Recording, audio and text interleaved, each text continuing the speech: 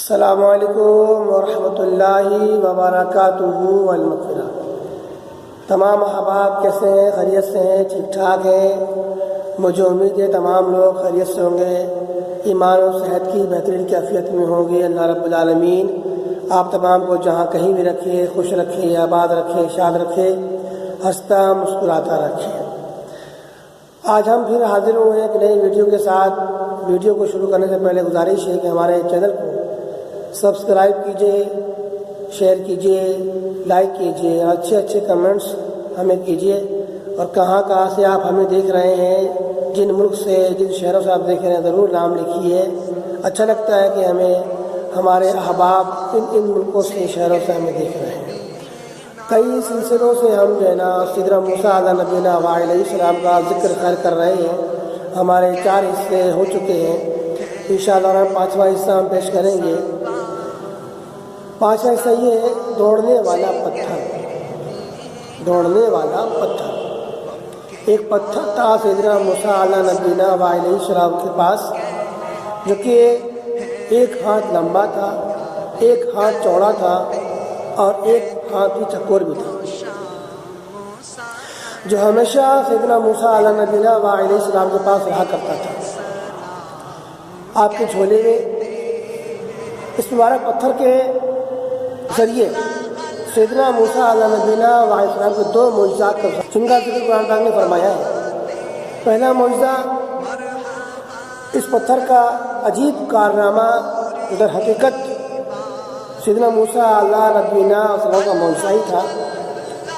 وہ اس پتھر کی دانش مندانہ لمبی دوڑ ہے، اور یہی معجزہ اس پتھر کے ملنے کی تاریخ بھی ہے۔ اس کا مفصل واقعہ کچھ یوں ہے کہ بنی اسرائیل میں یہ عام دستور تھا کہ وہ بالکل برہنہ ہو کر ننگے بدن نہایا کرتے تھے مجمع عام میں۔ غسل کیا کرتے تھے، انہیں اس کی حیا و شرم نہیں تھی، حالانکہ یہ غلط کام تھا۔ مگر سیدنا موسیٰ علیہ نبینا علیہ السلام کوئی بات بالکل گوارا نہیں تھی، پسند نہیں تھی، اس لیے خاموش تھے، کسی قوم کے فرد تھے، اسی وہاں سے پلے بڑے تھے۔ لیکن خداوند قدوس نے ان کو نبوت و رسالت کی عظمتوں سے سرفراز فرمایا ہوا تھا، اس لیے آپ کی عصمت، نبوت، حیا سوز، بے غیرتی گوارا کر سکتی تھی۔ آپ بنی اسرائیل کی اس بے حیائی سے سخت نالا اور انتہائی بیزار تھے، اس لیے آپ ہمیشہ یا تو تنہائی میں یا تہمد پہن کر غسل فرمایا کرتے تھے۔ بنی اسرائیل نے جب یہ دیکھا کہ آپ کبھی بھی بغیر کپڑوں کے غسل نہیں فرماتے ہیں، تو ظالموں نے آپ پر بہتان لگایا۔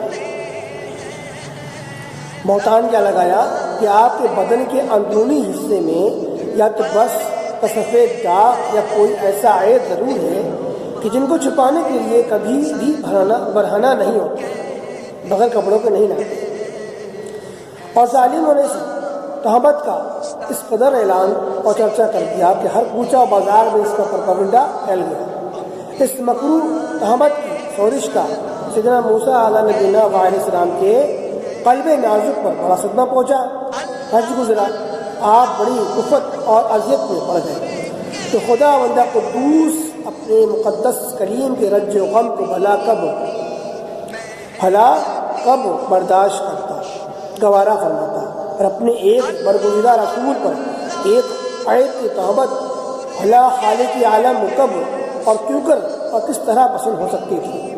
میرے مالک و مولا نے آپ کی برات اس الزام سے آپ کی نجات کے لیے ایک ذریعہ بنایا،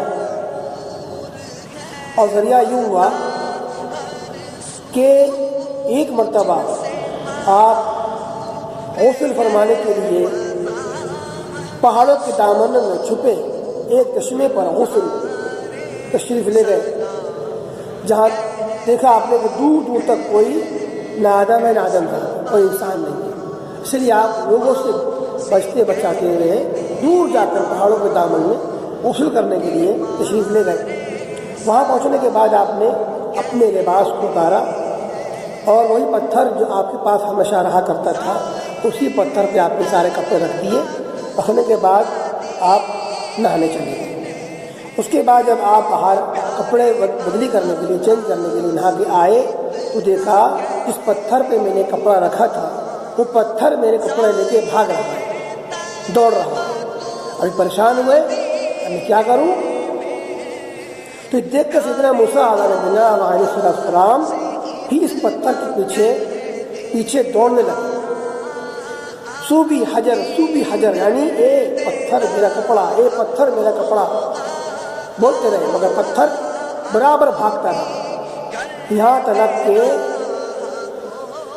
شہر کی بڑی بڑی سڑکوں سے گزرتا ہوا گلیوں کوچوں میں پہنچ گیا.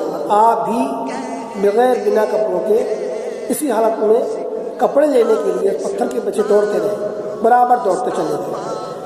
اسی طرح بنی اسرائیل کے ہر چھوٹے بڑے نے اپنی آنکھوں سے دیکھ لیا کہ سر سے پاؤں تک آپ کے مقدس بدن میں کہیں بھی کوئی عیب نہیں ہے، بلکہ آپ کے جسم اقدس کا ہر حصہ حسن و جمال میں اس قدر نقطۂ کمال کا پہنچا ہوا ہے کہ عام انسانوں میں اس کی کوئی مثال نہیں ملتی.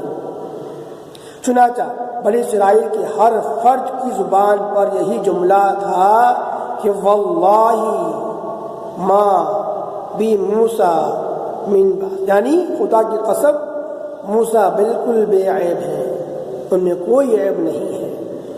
جب یہ پتھر پوری طرح سیدنا موسیٰ علیہ نبینا و علیہ السلام کی برات یعنی اس الزام سے بہتان سے نجات کا اعلان کر چکا تو پھر خود بخود ٹھہر گیا. آپ نے جلدی سے اپنا لباس پہن لیا اور پتھر کو اٹھا کر اپنے جھولے میں ڈال دیا. قرآن مجید نے اس الفاظ میں بیان کیا یا ایھا الذین آمنوا لا تکونوا کالذین آذوا موسیٰ فبرأہ اللہ مما قالوا وکان عند اللہ وجیہا. ترجمہ کنز ایمان، اے ایمان والو ان جیسے نہ ہو جانا جنہوں نے موسیٰ کو ستایا تو اللہ نے اسے بری فرما دیا اس بات سے جو انہوں نے کہی تھی. اور موسیٰ اللہ رب العالمین کے یہاں بڑے آبرو والے عزت والے ہیں.